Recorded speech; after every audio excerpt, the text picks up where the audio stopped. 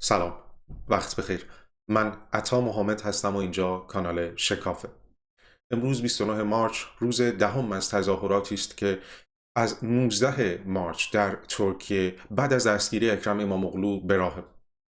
در این تظاهراتی که امروز در منطقه مالتپه استانبول برگزار بود، چیزی نزدیک به 2,200,000 نفر شرکت کردند. این آمار رو که رئیس حزب جمهوریخواه خلق منتشر کرد، اگرچه شاید درست نباشه، ولی به هر حال به ما نشون میده که ما شاهد یکی از مهمترین میتینگ های مخالفان دولت در حتی شاید تاریخ جمهوریت ترکیه بودیم. آنچه که امروز شاهد بودیم به نظر میاد که ادامه خواهد داشت. طرفداران اردوغان مثل سابق از او حمایت نمی کنند، اما مخالفان اردوغان دارن رفته رفته بیشتر و بیشتر میشن و با تعداد بیشتری در خیابانها دارن حاضر میشن. امروز رئیس حزب جمهوریخواه خلق عنوان کرد که آمده اند و یا میخواهند که یک دموکراسی و انقلاب رو با هم زنده نگه دارند. یعنی اونها میخوان که یک انقلاب دموکراتیک انجام بدن. آنها به جز اینکه یک لیست بایکوتی منتشر کردند و میخوان که از شرکت هایی که داره از حزب عدالت و توسعه حمایت میکنه باهاشون مخالفت کنند، اونها رو بایکوت کنند، چیزهایی که تولید میکنند رو نخرند یا چیزهایی که عرضه میکنند رو استفاده نکنند، در سوی دیگر در تلاش که در خیابانها بمانه. این شاید مهمترین پایه این انقلاب دموکراتیکی است که özgür özel رئیس این حزب مطرح کرده. این انقلاب در مقابل اردوغانی داره انجام میشه که özal امروز اون رو رئیس دولت کودتا خونده. از آغاز این اتفاقها در صبح 19 مارچ چیزی که به وجود اومده اینه که طرفداران اردوغان این اتفاق رو یک اتفاق حقوقی میدونند و مخالفان معتقدند که این کودتایی علیه دموکراسی ترکیه بوده. علت این که مخالفان چنین رویکردی رو دارن اینه که معتقدند آنچه دولت ترکیه داره انجام میده به خاطر شبهه انتخابات 2028 که در آن ممکن است اکرم اماموغلو رئیس جمهور بشه، میخواد که جلوی چنین اتفاقی رو بگیره. در رسانه های فارسی هم آنچه که گفته میشه همین سال 2028. ولی نکته اینجاست که در میان خود اعضای حزب عدالت و توسعه سال 2027 رو عموماً سالی میدونند که احتمالاً انتخابات زود هنگام برگزار خواهد شد تا به واسطه همین زود هنگام بودن و استفاده از خلأ قانونی بتونن که دوباره اردوغان رو رئیس جمهور این کشور بکنه. اما در مقابل این ادعاست که یا در مقابل این اتفاقی که مردم ترکیه به خیابانها آمدند، البته نه تمام مردم بلکه بخش بزرگی، بخش قابل توجهی نسبت به این وضعیت پیش آمده اعتراض دارند. تقریبا میشه گفت که از سال 2023 صدای شکستن این هژمونی اردوغان بیشتر از پیش به گوش رسید. از اون سال بود که در برخی از نظرسنجی ها جوانان گفتند که اردوغان دیگر صدای ما نیست، ما به یک صدای جدید نیاز داریم.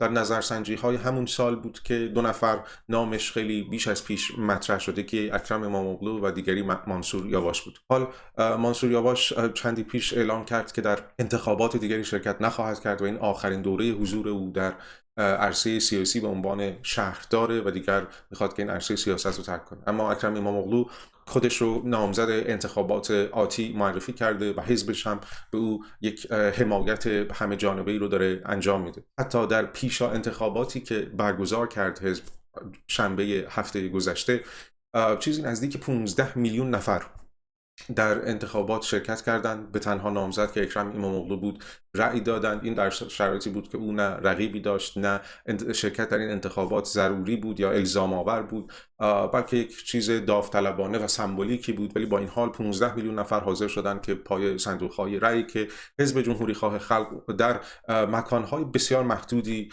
گذاشته بود برند. و این نشون میده که اکرم اماموغلو در ترکیه از حمایت گسترده‌ای برخوردار. در راستای همین حمایت هم هست که جوانها فکر میکنند که او میتونه یکی از صداهای مهم آیندهشون باشه. یک نظرسنجی رو انستیتوی مطالعات اجتماعی آنکارا روز 28 مارچ یعنی دیروز منتشر کرد.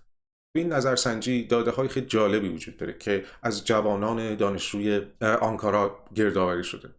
60% جوانها معتقدند که آینده ای ندارن.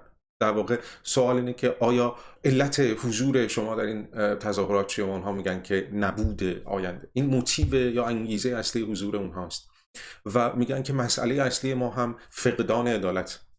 در شعارهایی که در خیابان سر داده میشه این روزها، یکی از پربسامدترین شعارها اینه که حق، حقوق، عدالت.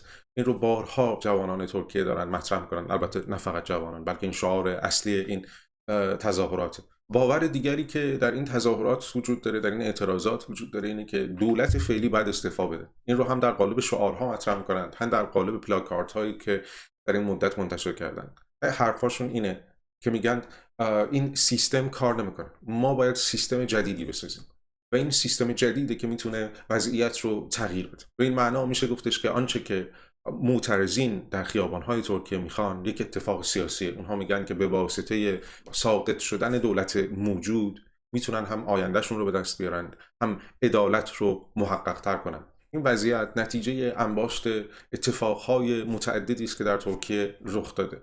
سال 2013 وقتی که وقایع پارک گزی اتفاق میافتاد، یکی از مهمترین چالش‌های آن زمان این بود که دولت اردوغان یک دولتی است که میخواد همه چیز رو تبدیل به پول کنه. برخی از پژوهش‌هایی که اون زمان منتشر شد داشت نشون میداد که اردوغان به دنبال سیاست‌های نئولیبرالی است که میخواد فضای شهری رو تغییر بده و محل‌های زیست شهری رو محدود کنه، در این حالی که میخواد دست شرکت ها رو باز بذاره برای اینکه بتونن اونها در زندگی عادی افراد مداخله کنند.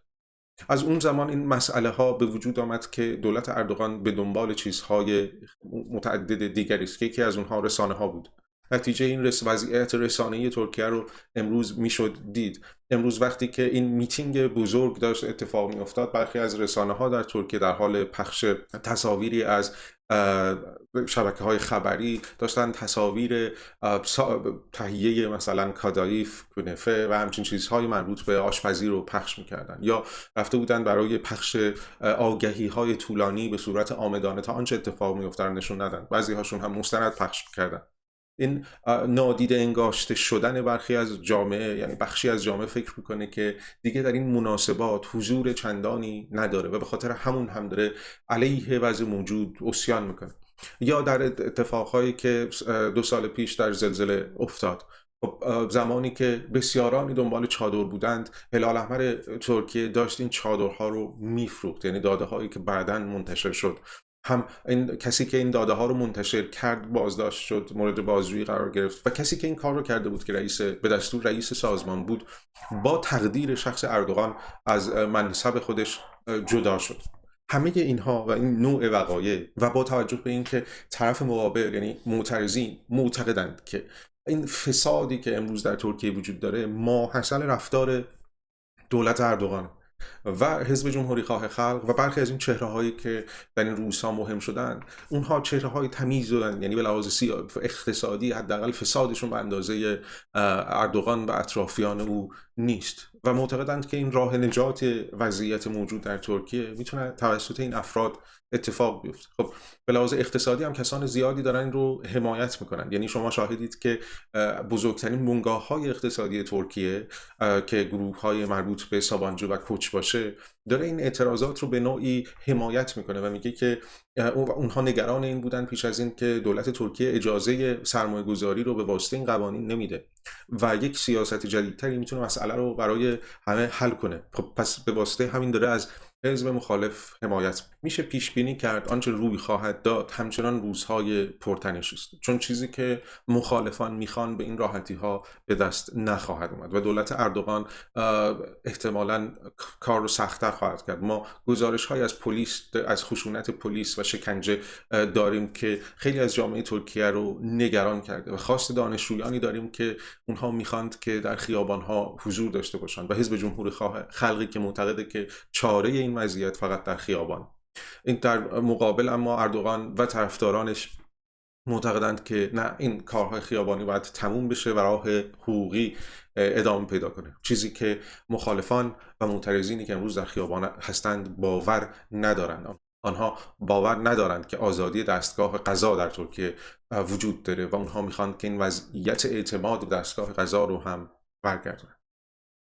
خیلی متشکرم از توجه، حمایت، لایک ها و سابسکرایب هاتون.